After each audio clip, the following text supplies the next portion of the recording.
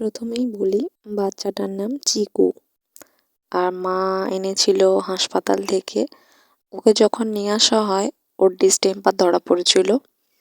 আর এই কারণেই ওর খাওয়া দাওয়া একদমই চলছিল না, কোনো রকম খাচ্ছিল বললেই চলে। আর ওষুধ, ইঞ্জেকশন এগুলো চলছিল। আর ছোটুর সঙ্গে সত্যি কথা বলতে খুবই ফ্রেন্ডলি, কিন্তু আমাদের লুলু কিন্তু একদম ফ্রেন্ডলি নয়। তাই এভাবেই রেখেছিলাম কোনো রকম একটা সপ্তাহ। আর ছোটুর সাথে সত্যি কথা বলতে এত ফ্রেন্ডলি হয়ে গেছিল না, যে কি বলবো। একটা ডিস্টেম্পার এরকম ওকে করে দিতে পারবে বলে আমি কখনোই ভাবিনি।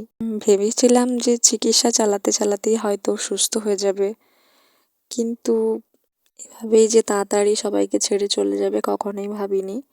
সুস্থ ছিল, কিন্তু হঠাৎ একদিন রাতে পৃথিবীর মায়া ত্যাগ করে ওকে চলে যেতে হলো।